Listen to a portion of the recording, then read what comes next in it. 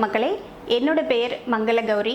நான் வந்து Sri service snacks அப்படிங்கிற பேரில் ஒரு ஸ்நாக்ஸ் ஷாப் ரன் பண்ணிகிட்ருக்கேன். எங்கள் கடை பார்த்தீங்கன்னாக்கா நியர் டவுன் ரயில்வே ஸ்டேஷனுக்கு ரொம்ப நியர்பையில் இருக்குது. அதே மாதிரி ஸ்ரீ சுகவனேஸ்வர் கோயிலுக்கு நெக்ஸ்ட் ஸ்ட்ரீட்டில் எங்கள் கடை லொக்கேட் ஆகிருக்கு. எங்கள் கடையில் பார்த்தீங்கன்னா ஃப்ரெஷ்ஷாக வந்து மேனுஃபேக்சரிங் அண்ட் சேல்ஸ் ரெண்டுமே எங்கள் கடையில் ஒன்று தாங்க. எங்கள் கடையிலேயே மேனுஃபேக்சர் பண்ணுறோம், அங்கேயே சேல்ஸ் பண்ணுறோம். எங்ககிட்ட 4 ஸ்டாஃப்ஸ் இருக்காங்க. எங்ககிட்ட நல்ல fried items, oil fried items எல்லாமே ஒரு 25 varieties of oil fried items கொடுத்துட்ருக்கோம். நல்ல குவாலிட்டியான நல்ல ரிஃபைன்ட் ஆயிலில் தான் ஸ்நாக்ஸ் எல்லாம் ப்ரிப்பேர் பண்ணுறோம். அதனால் கண்டிப்பாக உங்களுடைய வீட்டில் இருக்கிற பெரியவங்கலேருந்து குழந்தைங்க வரைக்கும் எல்லாருமே சாப்பிட்ற மாதிரியான ஸ்நாக்ஸ் தாங்க. நீங்கள் எல்லாருமே கண்டிப்பாக ட்ரை பண்ணுங்கள்.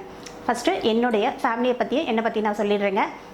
நான் வந்து போஸ்ட் கிராஜுவேட் முடிச்சிருக்கேங்க, எம்காம் படிச்சிருக்கேன். எனக்கு வந்து 2 பசங்க, பொண்ணு வந்து காலேஜ் பண்ணுறா, பையன் வந்து ஸ்கூல் பண்ணிகிட்ருக்கான்.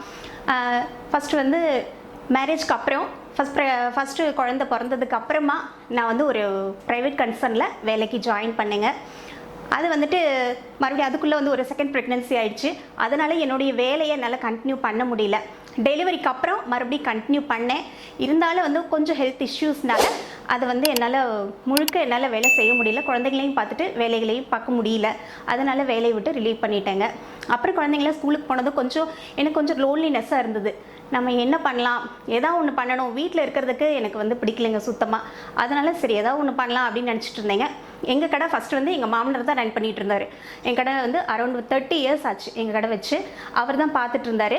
சரி வீட்டில் சும்மா இருக்கிறதுக்கு அவருக்கு வந்து ஒரு சின்ன சின்ன வேலைகள்லாம் நான் வீட்டில் இருந்தே செஞ்சு கொடுத்துட்ருந்தேன். என்னுடைய கிச்சன்லேருந்தே ஒரு சில ஸ்நாக்ஸ் ப்ரிப்பேர் பண்ணி எங்கள் கடையிலே நான் கொடுத்து அதை வந்து விற்றுட்டு அவர் எனக்கு காசு கொடுப்பாருங்க. எனக்கு வந்து மக்கள் வந்துட்டு அதை சாப்பிட்டுட்டு ரொம்ப நல்லா இருக்குங்க அப்படின்னு சொன்னாங்க. அப்போ வந்து எனக்கு ரொம்ப சந்தோஷமாக இருந்தது. அந்த வார்த்தைகள்லாம் எனக்கு ரொம்ப மோட்டிவேஷனாகவும் இருந்தது. சரி இதே வந்து நம்ம வந்து கண்டினியூ பண்ணிக்கலாம், வெளியே வேலைக்கு போகட்டி என்ன, நமக்கு தான் வந்துட்டு இங்கே வந்து நமக்கு சோர்ஸ் இருக்குது, அப்படிங்கும்போது நம்ம இதே செஞ்சுக்கலாம் அப்படின்னு சொல்லிட்டு நான் வீட்டிலேயே அதே மாதிரி அவருக்கு வந்து ஒரு சில சம் ஸ்நாக்ஸ்லாம் வீட்டில் என்னுடைய கிச்சன்லேருந்தே செஞ்சு கொடுத்துட்டு இருந்தேன். அதை வந்து அவர் சேல்ஸ் பண்ணிட்டு இருந்தாருங்க. இப்படி தான் வந்து என்னுடைய ஜேர்னி வந்து ஸ்டார்ட் ஆச்சுங்க. சரி நம்ம இப்படியே பண்ணிகிட்டு இருந்தோம்னாக்கா என்ன பண்ணுறது, இதை வந்து நம்ம கொஞ்சம் வந்து என்னுடைய பிஸ்னஸை கொஞ்சம் பெருசுப்படுத்தணும் அப்படின்னு நான் நினச்சிங்க. அப்போ தான் எனக்கு வந்து ஜேகாம்ங்கிற ஒரு இது வந்து எனக்கு தெரிய வந்துச்சு. அதில் வந்துட்டு நிறைய லேடிஸ்லாம் இருக்காங்க, அதில் வந்து கொஞ்சம் பாருங்கள், வந்து என்னன்னு பாருங்கள் அப்படின்னு சொன்னாங்க. என்னுடைய ஒரு ஃப்ரெண்டு மூலமாக நான் வந்து அந்த மீட்டிங்கை அட்டன் பண்ணேங்க. எனக்கு ரொம்ப பிடிச்சிருந்தது. உள்ளே போனதுக்கப்புறம் தெரிஞ்சது எத்தனை லேடிஸுங்க, இதுக்கெல்லாம் கூட பிஸ்னஸ் பண்ணலாமா அப்படிங்கிற மாதிரி வந்துட்டு நிறைய பிஸ்னஸ் உமனுங்க, நிறைய ஆண்டர்ப்ரனர்ஸ் வந்து ஏதோ பிஸ்னஸ் பண்ணுறாங்க, எல்லாத்துலேயும் சாதிச்சும் காட்டுறாங்க. அவங்க எல்லாருமே அவங்களெல்லாம் பார்க்கும்போது ஐயோ நம்மளால முடியாமல் என்ன, நம்மளும் கண்டிப்பாக செய்ய முடியும் அப்படின்ட்டு நானும் நினச்சிக்கிட்டேங்க. அப்புறம் தான் வந்துட்டு எங்கள் மாமனார் வந்து சம் பர்சனல் ரீசன்னால கொஞ்சம் பிஸ்னஸ் குவிட் பண்ணிட்டாரு. அதை வந்து முழுக்க அதுக்கப்புறம் நானே எடுத்து ரன் பண்ண ஆரம்பித்தேன். இப்போ வந்து என்னுடைய கடையை முழுக்க நான் தான் ரன் பண்ணிகிட்ருக்கேன். எனக்கு வந்து ஜேகாம்ங்கிற ஒரு ஆர்கனைசேஷன் பற்றி நான் கேள்விப்பட்டேங்க. அதில் வந்துட்டு நிறைய வந்து லேடிஸ் வந்து பிஸ்னஸ் பண்ணுறாங்க, அவங்களுக்கான வந்து ஒரு பிரிட்ஜாக இருக்குது அப்படிங்கிறத பற்றி நான் தெரிஞ்சுக்கிட்டேன். அதுக்கப்புறம் என்னோடய ஃப்ரெண்டு ஒருத்தங்க சொல்லி தான் அதுக்கு போனேன். நான் அதுக்கு போய் பார்த்தா தான் எனக்கு வந்து நம்பவே முடியலைங்க. நீங்கள் சொன்னால் கூட நம்ப மாட்டீங்க, அவ்வளோ லேடிஸுங்க அவ்வளோ பிஸ்னஸ் பண்ணுறாங்க. அதுக்கெல்லாம் வந்து நமக்கான மோட்டிவேஷனாகவும் அவங்க இருக்காங்க. நம்ம வந்து எப்படி கொண்டுட்டு போகணும் நம்ம பிஸ்னஸை அப்படின்ட்டு நம்ம மோட்டிவேட் பண்ணுறாங்க. நிறைய ஸ்பீக்கர்ஸ் வராங்க, அதெல்லாம் நமக்கு சொல்லி கொடுக்குறாங்க. அதுவும் இல்லாமல் நிறைய ரெஃபரன்ஸ் கிடைக்குதுங்க. பிஸ்னஸே வந்து அதில் வந்துட்டு நம்ம பல மடங்காக நம்ம பெருக்கிக்க முடியும். அதை நல்லபடியாக நம்ம யூஸ் பண்ணிக்கிட்டோம்னாக்கா நம்ம பிஸ்னஸ் வந்து நம்ம எங்கேயோ போயிடலாங்க கண்டிப்பாக. அதில் வந்து நம்ம கூட இருக்கிற நம்ம பார்ட்னர்ஸ்லாம் பார்த்திங்கன்னா நம்ம ஃப்ரெண்ட்ஸாகவும் சிஸ்டர்ஸாகவும் பழகிறாங்க. யாருமே வந்துட்டு ஒரு செல்ஃபிஷாக யாருமே இருக்கிறதில்ல. நம்முடைய பிஸ்னஸை வந்து நம்ம கூட அவ்வளோ நல்லா வெளியே வந்து இம்ப்ரூவ் பண்ணுவோமான்னு தெரியாது, அவங்க வந்து நமக்காக அவ்வளோ இம்ப்ரூவ் பண்ணுவாங்க. நம்மளுடைய பிஸ்னஸை பற்றி அவங்களுக்கு தெரிஞ்சவங்க நியர்பைலாம் சொல்லி அவங்கெல்லாம் நிறைய எனக்கு வந்து அந்த மாதிரி ரெஃபரன்ஸ்லாம் நிறைய கிடச்சிதுங்க.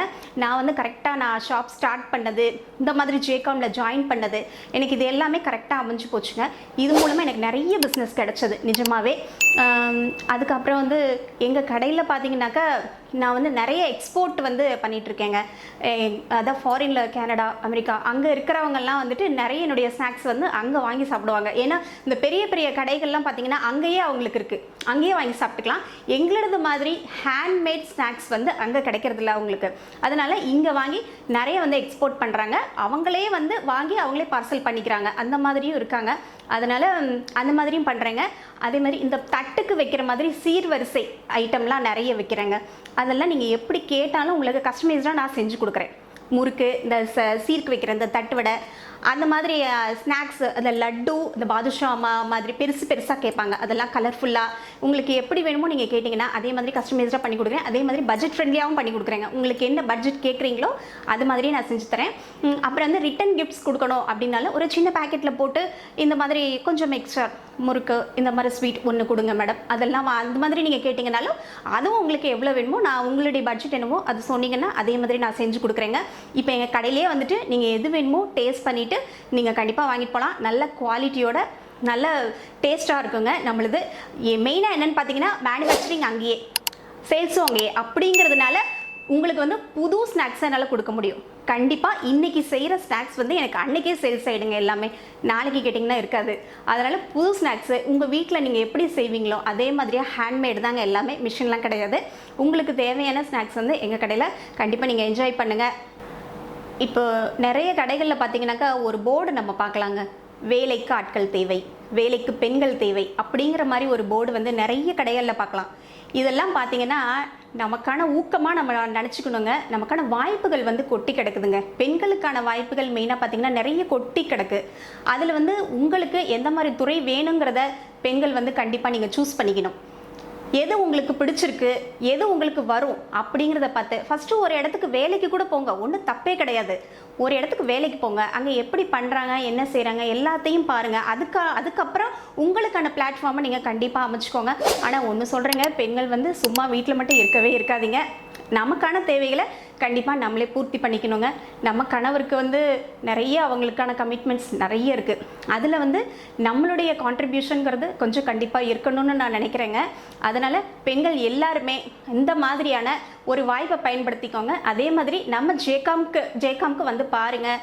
நீங்கள் வந்து நீங்களே ஆச்சரியப்பட்டு போவீங்க. அவ்வளோ வாய்ப்புகள் இருக்குங்க. என்ன பிஸ்னஸ் பண்ணலாங்கிறத ஃபஸ்ட்டு யோசிங்க. அதுக்கப்புறம் உங்களுக்கான பிளாட்ஃபார்மை தேர்ந்தெடுங்க. கண்டிப்பாக உங்களுடைய பாதையை வந்து நீங்கள் சரி பண்ணிக்கோங்க. கண்டிப்பாக வெளியே வாங்க எல்லா பெண்களும். தேங்க்யூ.